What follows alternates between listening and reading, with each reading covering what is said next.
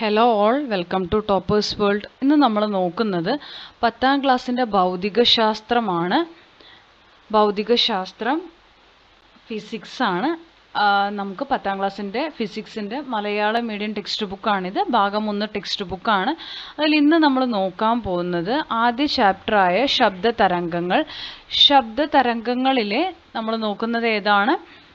വിലയിരുത്താം എന്ന ഭാഗമാണ്. ശബ്ദതരംഗങ്ങൾ എന്നിലെ ലാസ്റ്റ്, അതായത് നിങ്ങളുടെ ചാപ്റ്ററിൻ്റെ അവസാനം വരുന്ന വിലയിരുത്താം എന്ന ചോദ്യങ്ങളുടെ ഉത്തരങ്ങളാണ് നമ്മളിന്ന് നോക്കുന്നത്. അപ്പോൾ എല്ലാവർക്കും നമ്മളുടെ ക്ലാസ്സിലേക്ക് സ്വാഗതം. ക്ലാസ് തുടങ്ങുന്നതിന് മുമ്പ് നമ്മുടെ ഈ ചാനൽ ആദ്യമായി കാണുന്നവരാണ് നിങ്ങളെങ്കിൽ സബ്സ്ക്രൈബ് ചെയ്തൊന്ന് സപ്പോർട്ട് ചെയ്യുക. ഫിസിക്സ്, അതായത് ഭൗതികശാസ്ത്രത്തിൻ്റെ മാത്രമല്ല, നിങ്ങൾക്ക് ഊർജ്ജതന്ത്രം, രസതന്ത്രം, അതുപോലെ തന്നെ സോഷ്യൽ സയൻസ്, എല്ലാ സബ്ജക്ട്സിൻ്റെയും നിങ്ങൾക്ക് ഉപകാരപ്പെടുന്ന വീഡിയോസിൻ്റെ ക്ലാസ്സസ് നമ്മളുടെ ചാനലിൽ ലഭ്യമായിരിക്കും. മോഡൽ എക്സാമിൻ്റെ ക്വസ്റ്റ്യൻ പേപ്പറുകൾ, ഉത്തരങ്ങളെല്ലാം നിങ്ങൾക്ക് നമ്മുടെ ചാനലിൽ കൂടെ ലഭിക്കുന്നതായിരിക്കും. അപ്പോൾ നിങ്ങൾ എന്ത് ചെയ്യുക? സബ്സ്ക്രൈബ് ചെയ്തൊന്ന് സപ്പോർട്ട് ചെയ്യുക. അതുപോലെ തന്നെ നിങ്ങൾക്ക് എന്ത് സംശയങ്ങളുണ്ടെങ്കിലും കമൻറ്റിലൂടെ ചോദിക്കാം. കമൻറ്റ് ചെയ്യണമെങ്കിൽ നമ്മുടെ സബ്സ്ക്രൈബേഴ്സിന് മാത്രമേ കമൻറ്റ് ചെയ്യാൻ പറ്റുള്ളൂ. ഒന്ന് ലൈക്ക് ചെയ്തിട്ട് ഒന്ന് കമൻറ്റ് ചെയ്യുക. നമ്മളെല്ലാ കമൻസിനും റിപ്ലൈ തരുന്നതായിരിക്കും. അപ്പോൾ നമുക്ക് നോക്കിയാലോ ശബ്ദ തരംഗങ്ങളുടെ പ്രവർത്തനങ്ങളും ഉത്തരങ്ങളും, അഥവാ വിലയിരുത്താം അതിൻ്റെ ഉത്തരങ്ങൾ. ആദ്യ ചോദ്യം വരുന്നത്, ചുവടെ നൽകിയ പ്രസ്താവനകളിൽ ശരിയായത് ഏത്? ആദ്യത്തെ ഓപ്ഷൻ ശബ്ദവും പ്രകാശവും അനുപ്രസ്ഥ തരംഗങ്ങളാണ്. അടുത്ത ഓപ്ഷൻ ശബ്ദവും പ്രകാശവും അനുദൈർഘ്യ തരംഗങ്ങളാണ്. അടുത്ത ഓപ്ഷൻ ശബ്ദം അനുദൈർഘ്യ തരംഗവും പ്രകാശം അനുപ്രസ്ഥ തരംഗവുമാണ്. ഡി, ശബ്ദം അനുപ്രസ്ഥ തരംഗവും പ്രകാശം അനുദൈർഘ്യ തരംഗവുമാണ്. ഇതിന് ശരിയായ ഉത്തരം വരുന്നത് ഓപ്ഷൻ സി ആണ്. ശബ്ദം അനുദൈർഘ്യ തരംഗമാണ്, പ്രകാശം അനുപ്രസ്ഥ തരംഗമാണ്. Okay, option C. ശബ്ദം അനുദൈർഘ്യ തരംഗവും പ്രകാശം അനുപ്രസ്ഥ തരംഗവുമാണ്. അടുത്ത ചോദ്യം 2. വവ്വാലിന് കേൾക്കാൻ കഴിയുന്ന ശബ്ദത്തിൻ്റെ ഉച്ചപരിധി 120 കിലോ ഹെർട്സ് ആണ് എങ്കിൽ പരമാവധി എത്ര തരംഗദൈർഘ്യമുള്ള ശബ്ദം വരെ അതിന് കേൾക്കാൻ സാധിക്കും? ശബ്ദവേഗം 350 മീറ്റർ/സെക്കൻഡ് എന്ന് പരിഗണിക്കുക. അപ്പോൾ ശബ്ദവേഗം തന്നിട്ടുണ്ട്, ഉച്ചപരിധി തന്നിട്ടുണ്ട്. നമുക്ക് കാണേണ്ടത് എന്താണ്? പരമാവധി ദൈർഘ്യമുള്ള ശബ്ദം. ഓക്കെ, അപ്പം നമുക്ക് അതെങ്ങനെ ചെയ്യാൻ നോക്കാം. ആദ്യം ശബ്ദത്തിൻ്റെ ഉച്ചപരിധി ഫ്രീക്വൻസി എന്ന് നമ്മൾ പറയും അല്ലേ. ആ ഉച്ചപരിധി കാണാൻ ഉള്ള ഇക്വേഷൻ നമ്മൾ നോക്കണം. എന്താണ്? F=, ഇവിടെ നമുക്ക് ആദ്യം ഉച്ചപരിധി അവർ തന്നിട്ടുണ്ട്, അത് എടുത്ത് എഴുതുക. 120 കിലോ ഹെർട്സിലാണ്. അതിനെ നമ്മൾ ഹേർട്സിലേക്ക് ആക്കി കേട്ടോ. 120 കിലോ ഹെർട്സിനെ എന്തിലേക്ക് ആക്കിയിട്ടാണ് എഴുതിയിരിക്കുന്നത്? ഇവിടെ ഹേർട്സിലേക്ക് ആക്കിയിട്ട് എഴുതിയിട്ടുണ്ട്. ശബ്ദവേഗം എന്ന് പറയുന്നത് വെലോസിറ്റി 350 മീറ്റർ/സെക്കൻഡ് അവർ തന്നിട്ടുണ്ട്. പരമാവധി തരംഗദൈർഘ്യം കാണാൻ തരംഗദൈർഘ്യത്തിൻ്റെ ലാംഡ എന്നാണ്, ഇതാണ് കേട്ടോ തരംഗദൈർഘ്യത്തിൻ്റെ സിമ്പൽ, ഇതാണ് ലാംഡ എന്ന് നമ്മളിതിനെ പറയും. വൈ ലെറ്റർ തിരിച്ചെഴുതിയ പോലെയാണ് എഴുതേണ്ടത്. Lambda = velocity by F, frequency ആണ്. ഇവിടെ നമുക്ക് 350 മീറ്റർ/സെക്കൻഡും അതുപോലെ തന്നെ ഹേർട്സിൽ ഇതും തന്നിട്ടുണ്ട്.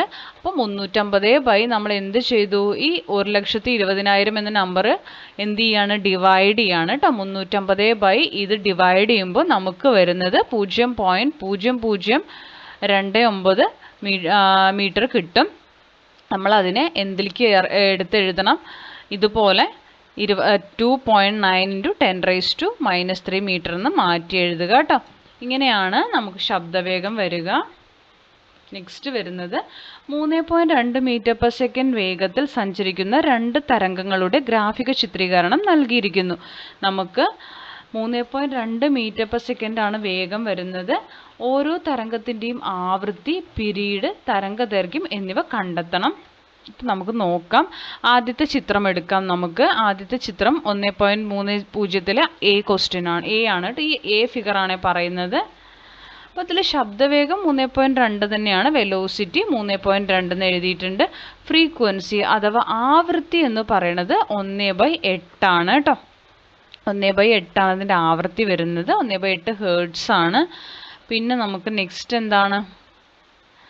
പീരീഡ്. അപ്പോൾ നമുക്ക് പീരീഡ് 1/f ആണ്, അഥവാ 8 സെക്കൻഡ് എന്ന് വരും. അതായത് ഇതിന് തിരിച്ചിട്ടാൽ മതി കേട്ടോ. 1/8 എന്ന് പറയുമ്പോൾ 8/1 ആണ്. അപ്പോൾ 8 സെക്കൻഡ് തന്നെയാണ്. തരംഗദൈർഘ്യം കാണുക. Lambda = v/, F velocity by F ചെയ്യുക. 3/2 ഡിവൈഡഡ് ബൈ 1/8 ആണ്. 3/2 ഡിവൈഡഡ് ബൈ 1/8 എന്ന് നമ്മളിതിനെ റെസിപ്രോക്കൽ ചെയ്യുക. വ്യുൽക്രമം അതായത് 3/2 ഹരിക്കണം 1/8 ആണ്. 3/2 ഹരിക്കണം 1/8 ആണ്. അങ്ങനെ നമുക്ക് ചെയ്യാൻ പറ്റില്ല. അപ്പോൾ നമ്മൾ എന്ത് ചെയ്യും? ഇതിൽ എഴുതി കാണിക്കാൻ പറ്റാത്തതുകൊണ്ടാട്ടോ ഞാൻ ഈ പറയുന്നത്. ഇങ്ങനെയാണ് ഇപ്പോൾ ഇത് ഇരിക്കുന്നത്. ഇതിങ്ങനെ ഹരണത്തിൻ്റെ സിമ്പൽ 1/8 എന്ന് വരും. എനിക്കിതിൽ എഴുതാൻ പറ്റാത്തതുകൊണ്ടാണ് പറയുന്നത്. എഴുതാനുള്ളൊരു ബുദ്ധിമുട്ടുള്ളതുകൊണ്ടാണ് കേട്ടോ. ഇതിന് വ്യുൽക്രമം ചെയ്തിട്ടാണ് 3.2 × 8 എന്നാക്കിയിരിക്കുന്നത് കേട്ടോ. അപ്പോൾ 25.6 മീറ്റർ എന്ന് ഉത്തരം വരും. ഇതിൻ്റെ ഇടയിൽ ഈ 3/2 ഹരണം 1/8 ആണ് കേട്ടോ. അപ്പോൾ അടുത്ത ചിത്രത്തിൻ്റെ ആണ്. ശബ്ദവേഗം 3.2 ആണ്. ആവൃത്തി എന്ന് പറയുന്നത് നോക്കിയാൽ നിങ്ങൾക്ക് മനസ്സിലാവും. ഇവിടെ നോക്കൂ, 1, 2, 3, 4 ആണ്. അപ്പോൾ ആവൃത്തി എന്താണ്? 1 ആണ്. ഇവിടെ നമുക്ക് 0, 4, 8 എന്ന് പറഞ്ഞിട്ടാണ് പോയിരിക്കുന്നത്. അതുകൊണ്ടാണ് 1/8 എന്തായിട്ട് വരുന്നത്? ഫ്രീക്വൻസി ആയിട്ട് വന്നത് കേട്ടോ. ഇവിടെ 1 ആണ്. 1 ആണ് ഡിഫറൻസ്. അപ്പോൾ 1 ആണ് ഇവിടുത്തെ ആവൃത്തി. പീരീഡ് 1/f അതായത് 1 തന്നെയാണ്. തരംഗദൈർഘ്യം കാണാൻ v/f ചെയ്യുക. 3.2/1 3.2 മീറ്റർ തന്നെയാണ് ആൻസർ വരിക. സിമ്പിളാണ്. താഴെ തന്നിരിക്കുന്നവയിൽ ഏത് ആവൃത്തിയിലുള്ള ശബ്ദമാണ് മനുഷ്യന് കേൾക്കാൻ സാധിക്കാത്തത് എന്ന് ചോദിച്ചാൽ ഓപ്ഷൻ ബി 2000 ഹെർട്സ് നമുക്ക് കേൾക്കാൻ കഴിയില്ല. അഞ്ചാമത്തെ ചോദ്യം, ഒരു തരംഗത്തിന് 2 കിലോഹെർട്സ് ആവൃത്തിയും 35 സെൻറ്റിമീറ്റർ തരംഗദൈർഘ്യവും ഉണ്ട് എങ്കിൽ ഈ തരംഗം 0.5 സെക്കൻഡിൽ എത്ര ദൂരം സഞ്ചരിക്കും? അപ്പോൾ അതിൻ്റെ ആവൃത്തി തന്നിട്ടുണ്ട് 2 കിലോഹെർട്സ് ആവൃത്തി, തരംഗദൈർഘ്യം തന്നിട്ടുണ്ട് 35, അതായത് ലാംഡ തന്നിട്ടുണ്ട്, എഫ് തന്നിട്ടുണ്ട്, തരംഗം 0.5 സെക്കൻഡ്, ടൈമും തന്നിട്ടുണ്ട്, ഡിസ്റ്റൻസ് ആണ് കാണേണ്ടത് കേട്ടോ, ദൂരം. അപ്പോൾ ആവൃത്തി നമുക്ക് തന്നിരിക്കുന്നു എഫ് എത്രയാ? 2 കിലോ ഹേർട്സിനെ ഹേർട്സിലേക്ക് മാറ്റുക. 2000 എന്ന് വരും. 1000 വെച്ചാണ് ഡിവൈഡ് ചെയ്യേണ്ടത്, ഇൻറ്റു ചെയ്യേണ്ടത്. തരംഗദൈർഘ്യം ലാംഡ അവർ തന്നിട്ടുണ്ട് 35 സെൻറ്റിമീറ്റർ ആണ്. സെൻറ്റിമീറ്ററിനെ മീറ്ററിലേക്ക് ആക്കാൻ 35 ഹരണം 100 ചെയ്യുക കേട്ടോ. അപ്പോൾ 0.35 മീറ്റർ കിട്ടും. തരംഗവേഗം v = f ലാംഡ ആണ്. അപ്പോൾ 2000 × 0.35 ചെയ്താൽ 700 മീറ്റർ പെർ സെക്കൻഡ് തരംഗവേഗം കിട്ടും. ഒരു സെക്കൻഡിൽ സഞ്ചരിക്കുന്ന ദൂരം 700 മീറ്റർ ആണ്. 0.5 സെക്കൻഡിൽ സഞ്ചരിക്കുന്ന ദൂരം നമ്മൾ കാണണം. അപ്പോൾ മനസ്സിലായോ? 700 ആണ് ഒരു സെക്കൻഡിൽ വരുന്നത്. അപ്പോൾ അര സെക്കൻഡിൽ 700ൻ്റെ പകുതി എത്രയാണ്? 350 അല്ലേ? അപ്പോൾ അതിനിങ്ങനെ ഡിവിഷനിൽ കാട്ടുക. 700/2 350 മീറ്റർ എന്ന് നമുക്ക് ആൻസർ കിട്ടും. മീറ്റർ പെർ സെക്കൻഡ് അല്ല, 350 മീറ്റർ വരും കേട്ടോ. ഇതാണ് ഇതിൻ്റെ ഉത്തരം വരിക. അടുത്തത് 0.5 സെക്കൻഡിൽ 50 ശൃംഗങ്ങളും 50 ഗർത്തങ്ങളും ഉണ്ടാകുന്ന തരംഗത്തിൻ്റെ ആവൃത്തി എത്ര?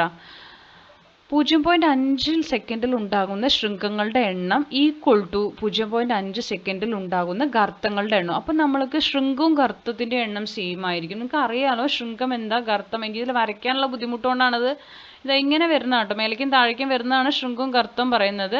മേലേക്ക് പോകുന്നത് ശൃംഗം, താഴേക്ക് വരുന്ന ഗർത്തം. അപ്പോൾ ഇത് ശൃംഗം എത്രണ്ണം ഉണ്ടോ അത്രണ്ണം തന്നെയാണ് ഗർത്തം ഉണ്ടാവുക. ദാറ്റ് ഈസ് ഈക്വൽ ടു 50 ആണ്. ഒരു സെക്കൻഡിൽ ഉണ്ടാകുന്ന ശൃംഗങ്ങളുടെ എണ്ണം ഈക്വൽ ടു ഒരു സെക്കൻഡിൽ ഉണ്ടാകുന്ന ഗർത്തങ്ങളുടെ എണ്ണം 100 ആണ്. കാരണം അര സെക്കൻഡിനേക്കാളും കൂടുതലായിരിക്കുമല്ലോ ഒരു സെക്കൻഡിൽ വരുമ്പോൾ. അപ്പോൾ അതിൻ്റെ നേരെ ഡബിൾ 100 ആയിരിക്കും. തരംഗത്തിൻ്റെ ആവൃത്തിയും 100 ഹെർട്സ് ആയിരിക്കും.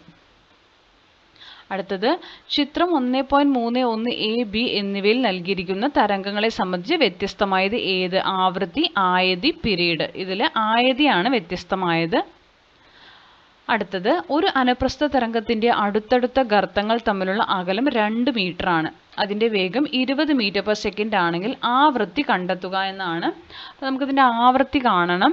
അടുത്തടുത്ത 2 ഗർത്തങ്ങൾ തമ്മിലുള്ള അകലം 2 മീറ്റർ, തരംഗദൈർഘ്യം ലാംഡ = 2 മീറ്റർ, അത് അവർ തന്നിട്ടുണ്ട്. ഇനി വേഗം വെലോസിറ്റി 20 മീറ്റർ പെർ സെക്കൻഡ് ആണ്. ആവൃത്തി കാണാൻ F = v/ലാംഡ, v/ തരംഗദൈർഘ്യം, വെലോസിറ്റി ബൈ തരംഗദൈർഘ്യം. അപ്പോൾ വെലോസിറ്റി ഹരണം തരംഗദൈർഘ്യം ചെയ്യുക. 20/2, 20 ഹരണം 2 10 ഹെർട്സ് ഉത്തരം വരും.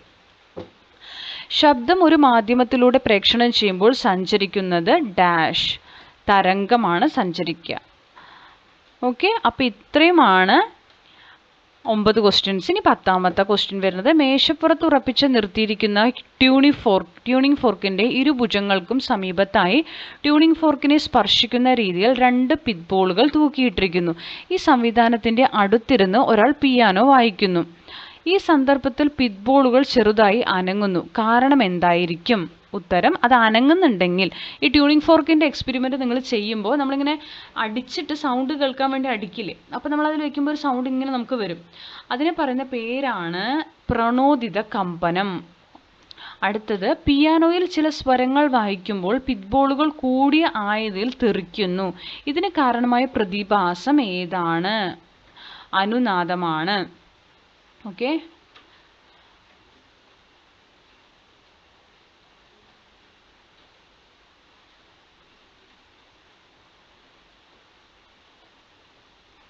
അപ്പോൾ ഇത്രയുമാണ് നമ്മളുടെ ക്ലാസ്. എന്തെങ്കിലും സംശയങ്ങളുണ്ടെങ്കിൽ കമൻറ്റ് ചെയ്യുക. ക്ലാസ്സുകൾ ഇഷ്ടപ്പെട്ടിട്ടുണ്ടെങ്കിൽ ലൈക്ക് ചെയ്യുക, ഷെയർ ചെയ്യുക, സബ്സ്ക്രൈബ് ചെയ്യുക. ഫിസിക്സിൻ്റെ മാത്രമല്ല കെമിസ്ട്രി, ബയോളജി അതുപോലെ മറ്റ് സബ്ജക്റ്റുകളുടെ ഇതുപോലെ തന്നെ എക്സ്റ്റൻഡഡ് ആക്ടിവിറ്റീസിൻ്റെ ഉത്തരങ്ങൾ എല്ലാം നമ്മുടെ ചാനലിൽ ലഭ്യമായിരിക്കും.